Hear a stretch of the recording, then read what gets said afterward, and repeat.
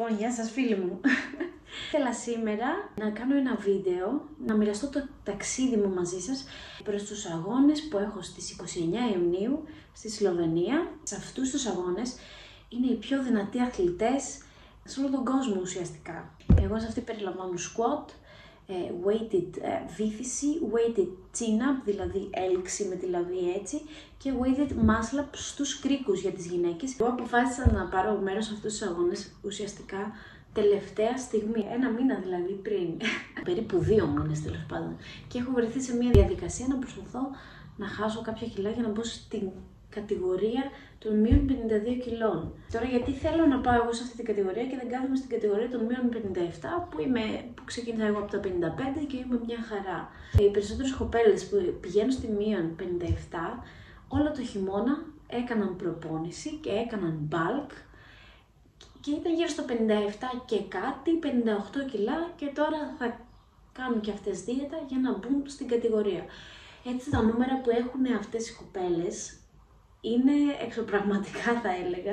Τα δικά μου νούμερα προς το παρόν είναι chin-up με 35 κιλά, muscle-up με 5 κιλά έχω κάνει. Πιστεύω ότι μπορώ να κάνω και με 7,5, αλλά δεν μου έχει βγει ακόμα. Squat έχω κάνει μέχρι 100 κιλά, αλλά με βάση τα νούμερά μου που έχω κάνει στις προπονήσεις έχω σίγουρα τα 105 με 110 στην καλύτερη. Βήθηση έχω κάνει μέχρι 45 κιλά και πιστεύω κάπου εκεί είμαι στη βήθηση.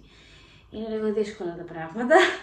Γενικά τα νούμερα, επειδή είναι αθλητές από όλο τον κόσμο, είναι πολύ υψηλά και θα ήθελα να ξεκινήσω μια σειρά από βίντεο για να μοιραστώ μαζί σας το τι κάνω πρώτον για να χάσω αυτά τα κιλά και δεύτερον στην προπόνησή μου. Το πρωινό που τρώω είναι συνήθως βρώμη με πρωτεΐνη, το έχω τελειώσει ήδη. Είναι περίπου στις 400 θερμίδες.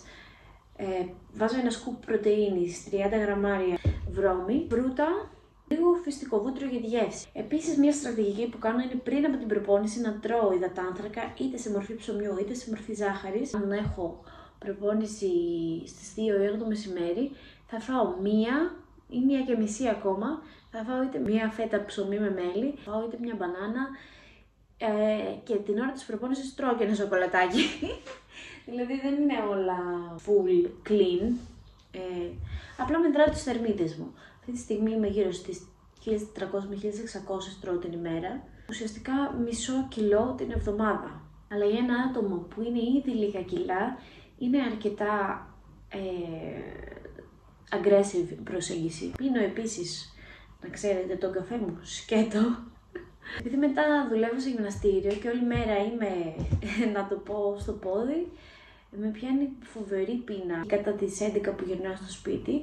Γι' αυτό έχω αποφασίσει τώρα να παίρνω το φαΐ μου μαζί στη δουλειά και να τρώω με το που τελειώσει το τελευταίο μάθημα, μετά να κάνω το κλείσιμο στο γυμναστήριο. Έτσι ώστε να έχω και κάποια ώρα να επεξεργαστεί το φαγητό, το σώμα μου, και να κοιμηθώ και να πέσω στο κρεβάτι νωρίτερα, γιατί αργώ. Αυτά. Οπότε τώρα θα μαγειρέψουμε και θα φτιάξουμε αυτά που θα φάμε κατά τη διάρκεια της μέρας. Λοιπόν, τώρα θα μετρήσουμε το ρύζι μας ομό. Γενικά να ξέρετε, τα ζυμαρικά, τα ρύζια κτλ.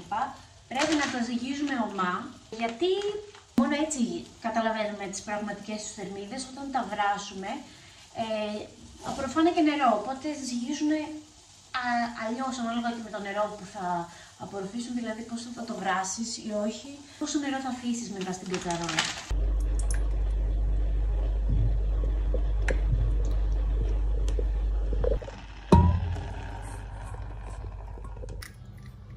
«100 γραμμάρια ασπράδια και ένα ολόκληρο». Περίεργος συνδυασμός, αλλά τι να κάνουμε, θέλω κάτι γρήγορο και κάτι εύκολο να φτιάξω, αλλά και υγιεινό.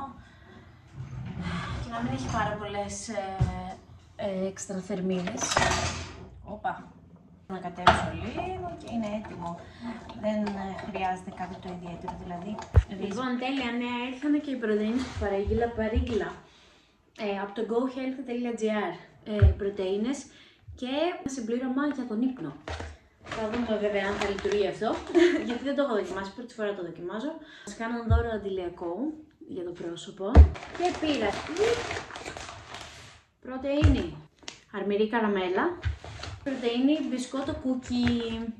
Όλα αυτά θα τα βρείτε στο gohealthy.gr. Πολλά δωράκια, εδώ σαμπουάν, sunscreen, κρέμα για τα χέρια.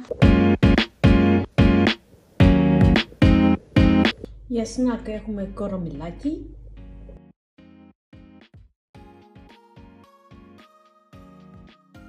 Λοιπόν, είμαι πτώμα. Για βραδινό δεν έφαγα το ρύζι που είχα φτιάξει. Έφαγα το μισό ρύζι που έφτιαξα το μεσημέρι και για βράδυ έφαγα ένα καλαμάκι κοτόπουλο στήθος με γιαούρτι και αγκουράκι. Δηλαδή έκοψα και σαλάτα. Αν θέλετε να κάνετε like, subscribe στο κανάλι για να δείτε όλο το ταξίδι στη Σλοβενία, θα χαρώ πάρα πολύ να περάσουμε αυτό το ταξίδι μαζί.